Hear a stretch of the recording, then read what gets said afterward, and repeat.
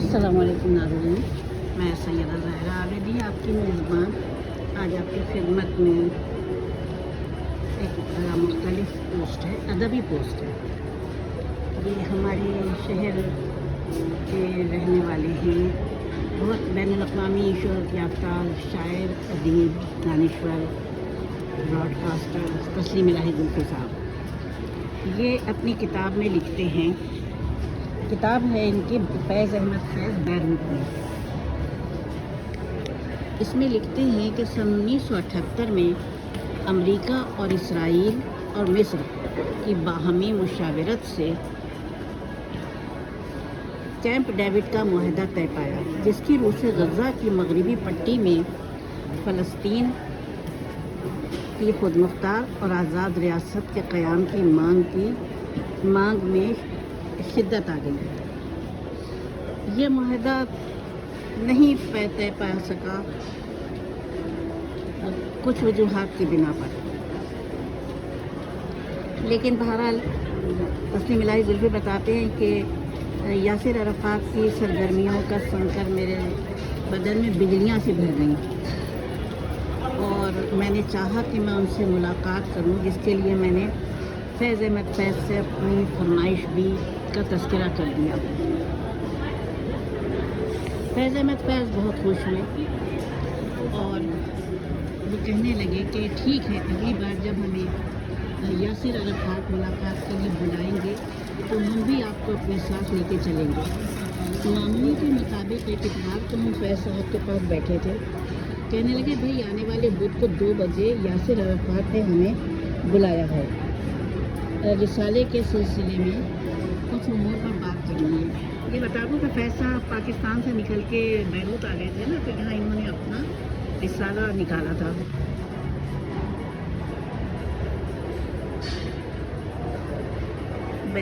فیض صاحب کہنے لگے تسلیم الہی زلفی سے کہ اگر آپ اپنی پڑھائی کے دوران یونیورسٹی سے چند گھنٹے نکال سکتے ہیں تو ابو عمار سے ملاقات کی آپ کی آرزو پوری ہو جائے گی۔ ابو عمار یاسر عرفات کا کہتے تھے فیض صاحب، شاید ان کا وہ تھا یہ معروف نام، لیکن میں نے آج پہلی دفعہ پڑھا ہے۔ فیض صاحب سے حامی بھر لی انہوں نے، تسلیم صاحب نے۔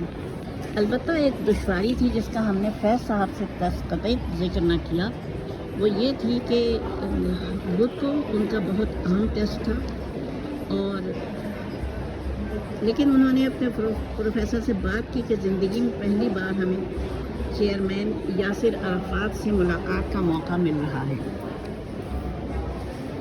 اگر وہ ہمیں یہ ٹیسٹ جمعرات کو لکھنے کی اجازت دے دیں، یعنی بدھ کے بجائے، تو ہماری یہ خواہش پوری ہو سکتی ہے۔ جارج وکٹر نہایت شفیق استاد تھے، انہوں نے ہمیں اجازت دے دی۔ مقررہ دن ہم فیض صاحب کے دفتر پہنچ گئے، جہاں سے PLO کی گاڑی ہم دونوں کو تنظیم کے ہیڈ کوارٹر لے گئی۔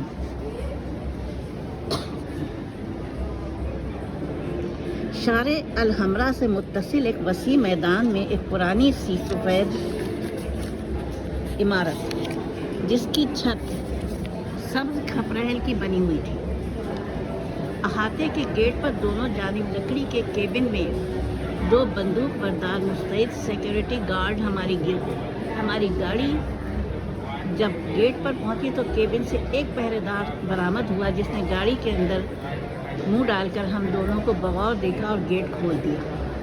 ظاہر وہ پہلے سے جانتا ہوگا۔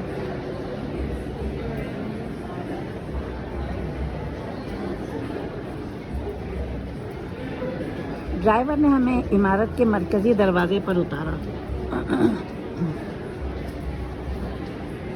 اور عمارت کے اندر ہماری رہنمائی کرتا ہوا ریسیپشن پر لے گیا، جہاں بیٹھی ہوئی ریسیپشنسٹ کو بتایا کہ یہ لوگ ابو عمار کے مہمان ہیں۔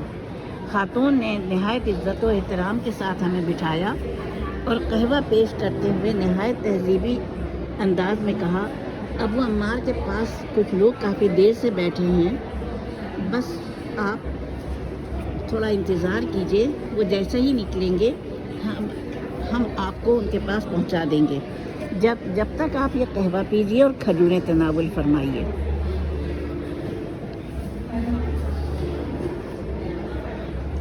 اور فیض صاحب کچھ زیادہ ہی سنجیدہ ہو گئے، یہاں تک کہ استقبالیہ پر بیٹھی ہوئی خوبصورت لبنانی خاتون کو دیکھ کر بھی ان کے مزاج کی حسن پرستی خوابیدہ ہی رہی، یہاں تک کہ ان کے ہونٹوں پر لطیف مسکراہٹ بھی نہیں آئی جو ان کی شخصیت کا حصہ تھی۔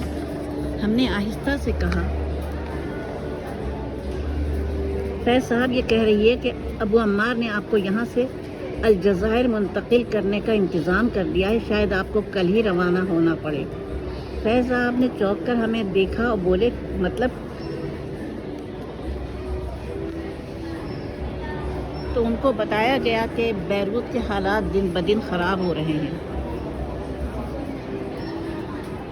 یہ کہتے ہوئے جب ہم نے یہ بتایا تو فیض صاحب ایک لطیف سی مسکراہٹ سے مسکرائے، یعنی ان کا مطلب یہ تھا کہ یہ کوئی خاص بات تو نہیں ہے۔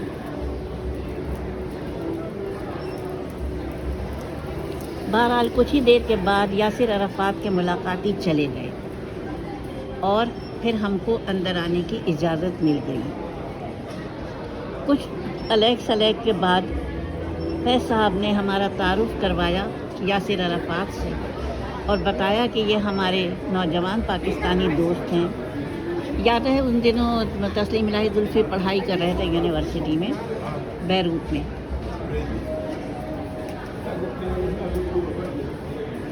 انہوں نے بتایا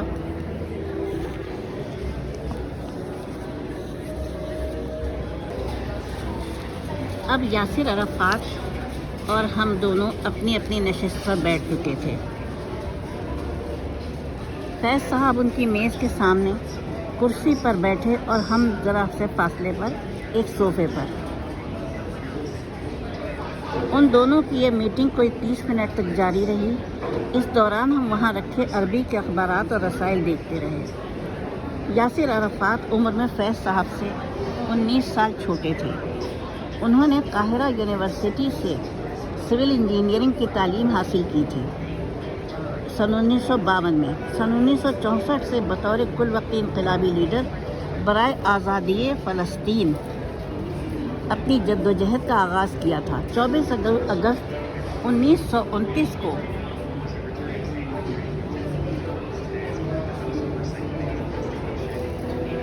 قاہرہ میں جنم لینے والے اس مجاہد نے 11 نومبر سن 2004 کو پیرس کے ایک اسپتال میں داعیِ اجل کو لبیک کہا۔ وفات سے 10 سال قبل یاسر عرفات کو نوبل انعام سن 1994 میں دیا گیا۔